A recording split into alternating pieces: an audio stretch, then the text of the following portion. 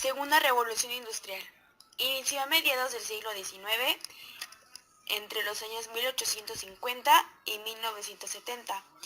Fue la segunda base de la Revolución Industrial. Sus principales desarrollos de la industria fueron la industria química, la industria eléctrica, la industria petrolera y la industria del acero. Sus características fueron que la situación del hierro por el acero en la industria, el reemplazo del vapor por la electricidad, cambios radicales en los transportes y comunicaciones, y sus principales inventos de la segunda revolución fueron el motor de explosión del año 1897, que el autor fue Rudolf Diesel. Fue un motor de combustión interna, motor diésel. Esta máquina reemplazó a la máquina de vapor. El segundo invento fue la electricidad, por Thomas Alva Edison.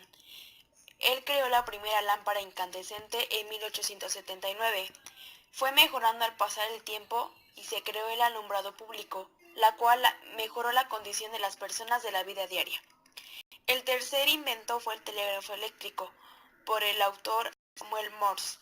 Las primeras líneas se tendieron en el de ferrocarriles y de los gobiernos de Inglaterra, que fue en 1839, Estados Unidos 1844 y Francia de 1856. Cyrus Field fue el que instaló líneas telegráficas a través. Estructuras sociales y económicas de Porfiriato y crisis del sistema. La consolidación del régimen porfirista permitió un auge que puede resumirse en un lema ideado por Díaz: poca política, mucha administración. Esto se refiere a que la política deja de ejercerse por un grupo muy pequeño, una élite gobernante, una oligocracia o gobierno de pocos, que con el paso de los años se fue convirtiendo en una gerontocracia, es decir, esos pocos al envejecer siguieron ostentando el poder. Para Díaz, las elecciones, el trabajo legislativo, los debates y las críticas en la prensa debían reducirse al mínimo.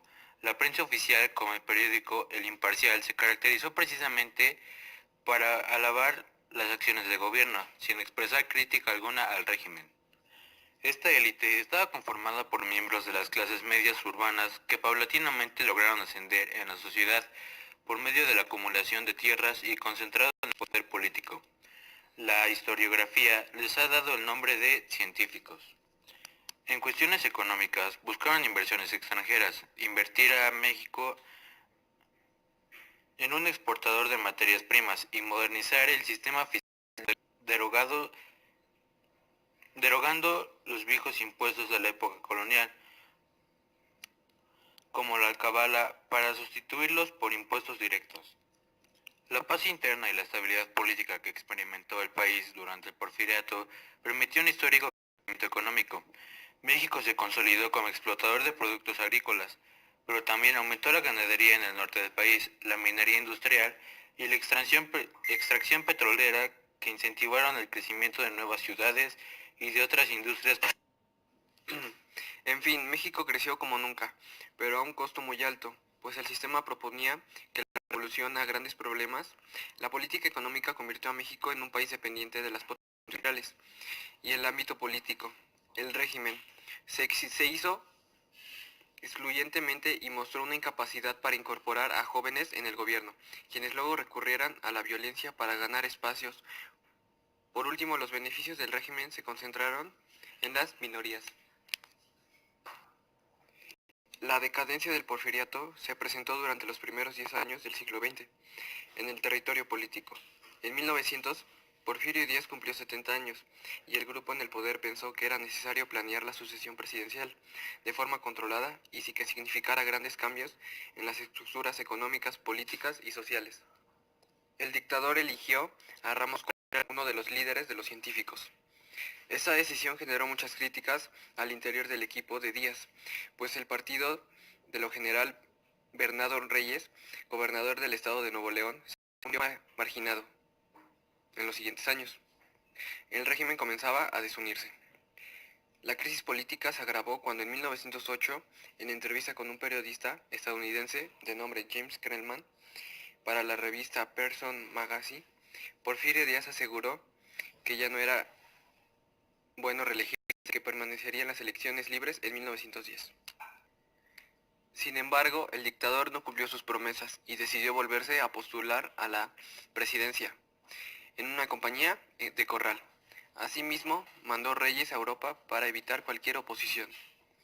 En el terreno económico se enfrentó una crisis internacional que redujo las exportaciones de nuestro país, al tiempo que aumentaron los precios de las importaciones necesarias para la industria y manufacturía. En el campo sucedió algo similar, pero los agentes latifundistas y hacendados respondieron despojados a una de las tierras a los pueblos y a los maltratos a los peones, para retener a estos últimos. Los tenían endeudados a través de las tierras de raya, donde los vendían productos básicos con intereses y precios altísimos. En 1906 el régimen mostraba grandes fisuras. En ese año estalló una huelga de mineros en Cananea, Sonora.